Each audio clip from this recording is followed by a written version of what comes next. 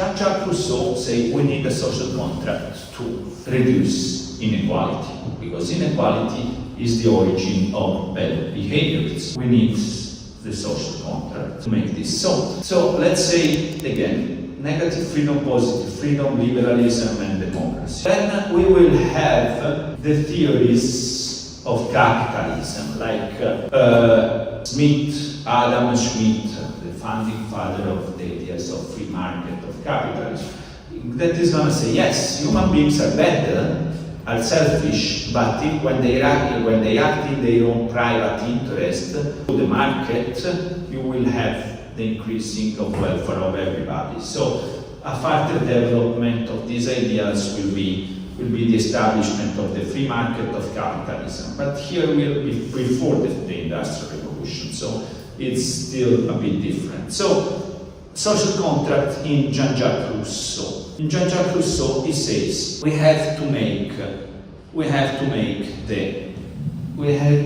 the sovereign, like in Hobbes. On this, he agrees with Hobbes. We have to make a strong power. But when Hobbes says we have to make a strong sovereign, a Leviathan, in order to avoid violence, to make self-preservation, preserve life, for Rousseau, he says we have to make this strong sovereign to promote equality. So Hobbes say to prevent violence and guarantees and preservation, protection to citizens. For Rousseau is to protect, to promote equality. So the principle that is introduced by Rousseau is we have to make sovereignty, but we have to give sovereignty to the people. Okay, so you always remind the song by Patti Schmidt, says people have the power. So the power to the people. Democracy. Democracy is to give power to the people, the principle of popular sovereignty. How do we give sovereignty to the people in contemporary states? We make them elect the legislative power, as we were saying at the beginning of the election. To give power to the people, you have to have a country when the legislative power is elected by the people through universal suffrage. This principle was coined by Jean-Jacques Rousseau, but as we saw, Rousseau, he was living in Geneva. It was a small city republic, so his idea was an idea of direct democracy, in which everybody participates in the legislative power. In the legislative power, everybody gets together and gather together and discuss until we understand what is the general will, la volonté générale du peuple. General will of the people. I say the general will of the people is the source of every laws. Every law should come, from this situation in which there is a deliberation, which is when there is deliberative democracy. When we discuss all together, we have a discussion, we talk all together, and we talk everybody all together, and we came to a shared decision. This is the process of elaborating a general will of the people. It's not just voting majority against minority. No, there is this, the people can have a will, can have a deliberation. This means, for example, if we, according to Rousseau, let's say, in this class, we have a regulation.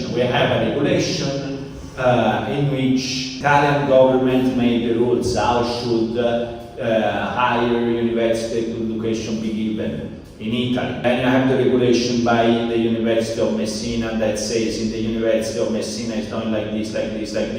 So the professor has to do 48 hours, this 48 hours, blah, blah, blah. And then what is the history of political thought? You have to cover this topic. So we come here, we don't have much power to decide. So we can say this is a negative freedom. I can only do what is not forbidden by the law and what is not, and what is written in this regulation that we can do it. According to Rousseau, we would be free if we sit here. We give sovereignty to all of us, the students and the professor, and we come through a deliberation of what this court should look like, and we do a discussion, and in this discussion it comes up a general will of us as the sovereign body, as the people who is sovereign, and we just not just vote. We decide together how it should look like, and after a while that we discuss, there is a kind of volonté générale, general will that we understand that is the general will of the people and is the source of the law. So, you know, what Rousseau thinks, which is a little bit the basis of democracy, is that you don't only have the individuals like in liberal theory, but you also have the people, il popolo, le peuple, which, you know, the point is also, it's also kind of a language, because if you say person, plural in English is, but is different in French, in Italian, in German, you have different, things. It's not just that the people, il popolo, folk, le peuple, el pueblo in Spain, is not just the plural of a person. It's something more, it's an entity. It means something more than just me plus you plus you plus you plus you plus you. The people is something that has, you know, that has a story, that has a shared culture, that has a shared language. So it's, you know, it's the people is also a person in itself. It's a nation. It's a stronger. All you can express the general will, and all the laws should be the result of the general will of the people. And so freedom is freedom. You are free when you participate in this process that makes the decision, that express the general will of the people and that becomes laws, and when you obey to a law that you have contributed to create, you still feel free. You're not free when you have to obey a law that you don't have contributed to create. When you just obey a law, you're free when you kind of share the values of this law, share the goal of this law. So it's, you see, it's a big difference from negative freedom. Liberalism, negative freedom, you're free when you don't have to obey a law. Democracy, Rousseau, you're free when you don't have to obey a law that you don't have created. So freedom is participation in the production of the law. Freedom is, you know, participating in this process that makes the laws, and this is positive. Is participation, is freedom within the state. So the state is not an instrument like in liberal theory, but is a goal, is an end. It's important in order to promote quality, because the goal is quality. So we see that this brings up a sort of civic religion. This brings us this idea of civic religion. So you have to believe. He doesn't want to destroy religion, but he wants to transform religion in something that is the celebration of the people, the celebration of the nation, the celebration of the republic that comes up from the general will of the people. All these principles that were taught by Rousseau will be taken by the French Revolution and translated into proper institutions. So even the French Revolution will build the Pantheon, which is a kind of civic religious thing. Instead of building a church for God, they build a Pantheon in which all the big thinkers that contributed to create the French Republic will be buried. And so you have to remember that Rousseau, he died in exile, after he was persecuted for his ideas, and then after he died, after the French Revolution, they will take his body and bring it to the Pantheon and put it in the Pantheon, because he inspired the French Revolution, which is the revolution of popular sovereignty. Whilst Locke inspired the American Revolution, which is the revolution of individual rights. So, liberalism and democracy, two different things. Both of them are at the origin of Western civilization, right? Because Western civilization is the promotion of liberal democracy. But liberalism and democracy are two different things. What's the principle, the project of the Western civilization was, we will see that then we have the Enlightenment and the revolutions and so on. But the Western civilization is based on these two principles, democracy and liberalism. Then they are two different things, as we were saying. So let's see again. Liberalism is freedom from the state. Liberalism is focusing on this principle of individual rights.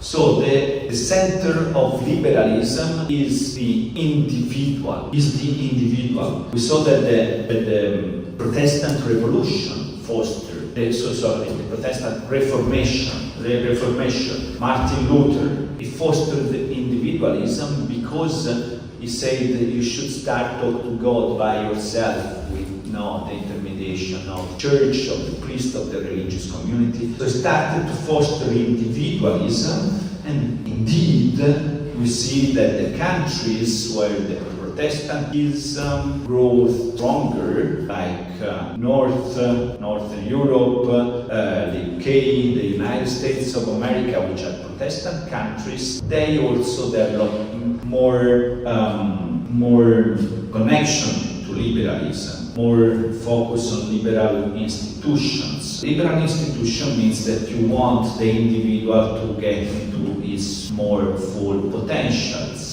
And so you have to limit the intervention of the government in order to promote his full potentials and to protect his own individual rights. So this is why for liberalism, what is very important are the courts of justice. The courts of justice that are protecting your rights. This is why when the European Union was born, it was born mostly as a liberal institution more than democratic, because it has a parliament, but this parliament doesn't have big powers. What is important is the European Court of Justice and some European institution promoting what? Promoting a free market, a free single market in Europe.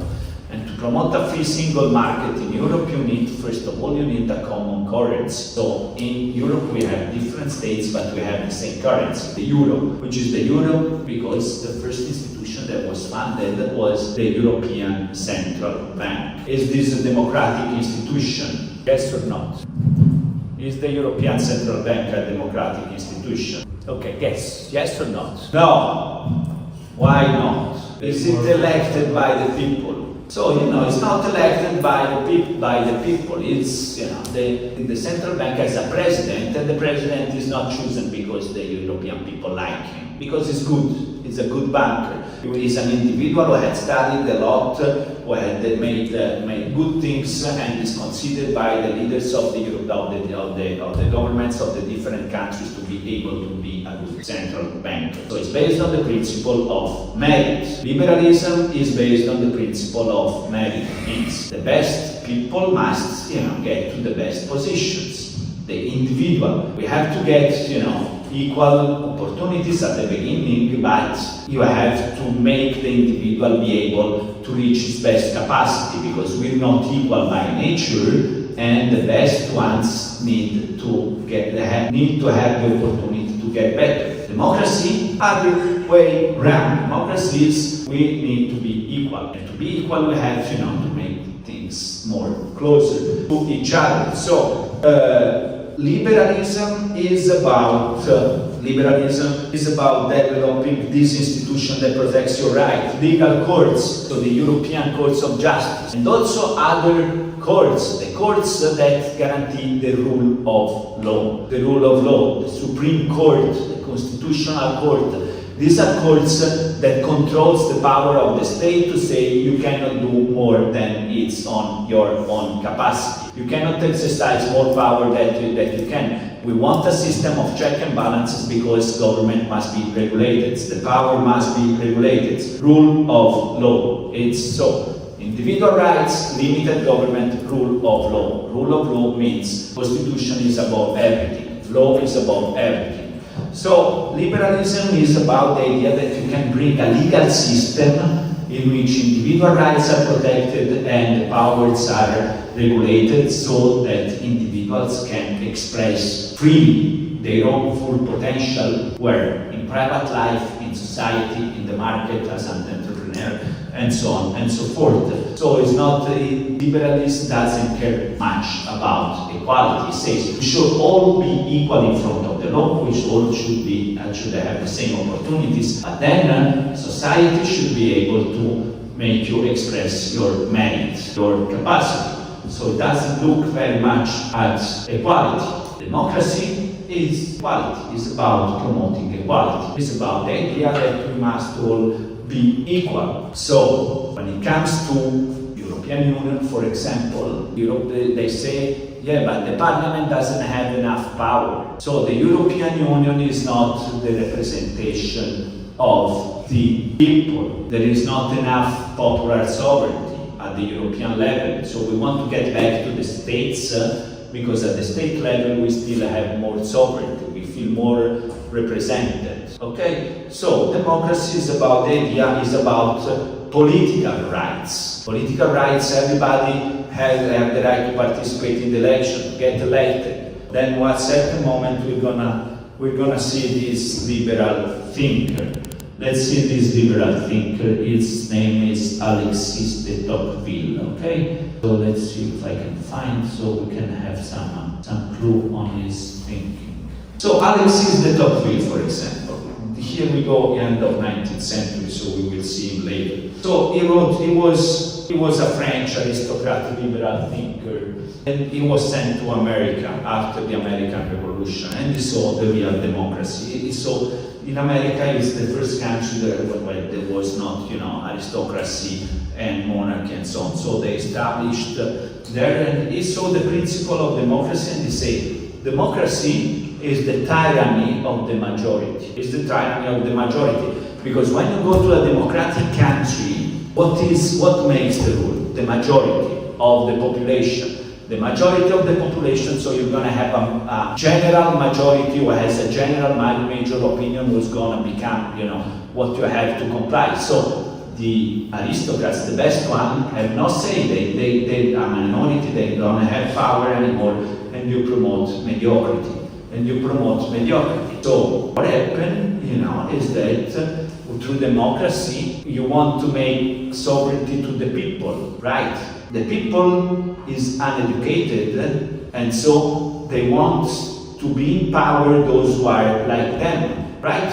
Like, for example, in the last few years, we have this movement we call populism, who say, our governor, they're expressions of the elite. They do not represent us, the people, the real people, the poor people, the working class. We, as working class, we want to see the immigrants bleeding and see them all dying in the Mediterranean Sea, because we don't want to see them anymore. So we want politicians that are like us, So what we have, in my opinion, in my humble opinion, is politicians that are like animals, because when you see, Donald Trump going to speak at the television, let's say it's not exactly what a guy who studied carefully the problem and got, some kind of education on the issue is gonna say. It's gonna say populism is about the fact that you don't have to bring to the government what is, a proper analysis of the real problem, is that you have to bring,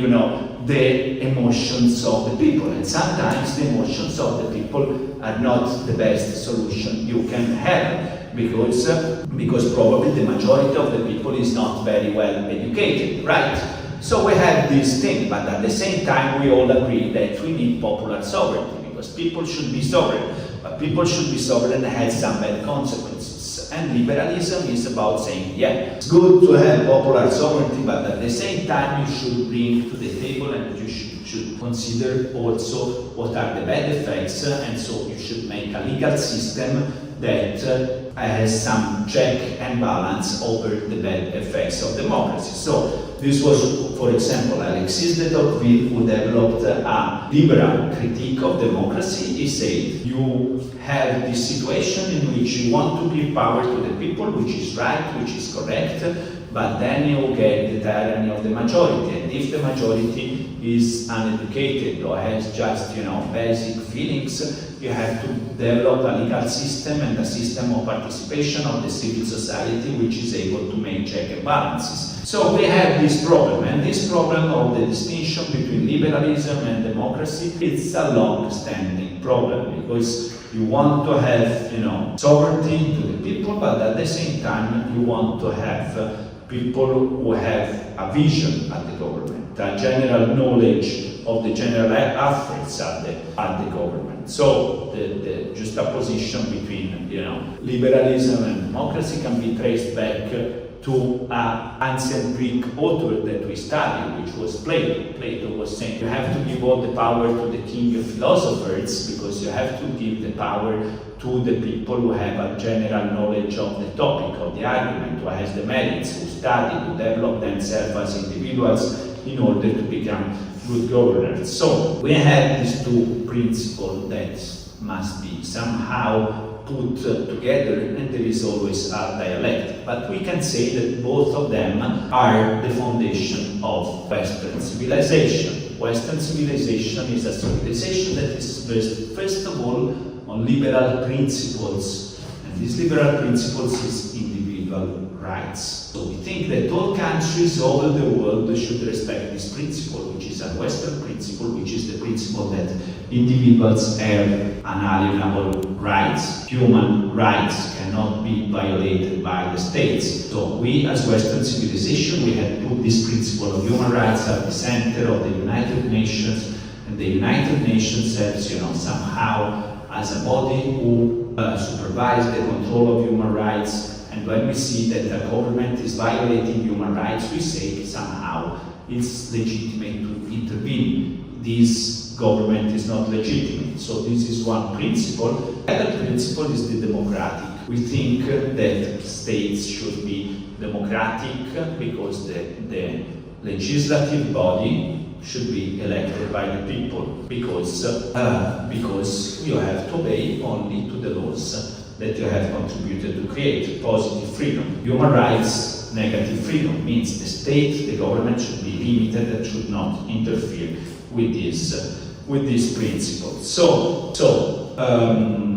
now we have seen these two new elements, liberalism and democracy. Before, by studying this, we got through studying the theories of the social contract, which makes us understand the foundation of liberalism and the foundations of democracy. When we studied antiquity, we have got the principle of republicanism, the principles of republicanism. We will get more into details about liberalism and about democracy. The point is that you have to understand the concepts, the ideas, more than the philosophers. We use the philosophers in order to understand how these ideas came up, how they emerged, why we needed them at a certain moment, when they was invented, because the concept will not remain forever. But, we use the philosophers in order to get the concept. So I want you, for the exam, to understand what are the main concepts, which are the concepts we have encountered so far are republicanism, citizenship, civic virtue, sovereignty, social contract, liberalism, democracy, individual rights, rule of law. I want you to understand this concept that you need to use nowadays to understand the politics, how it works nowadays. So, as you say, liberalism and democracy are two founding principles of Western civilization.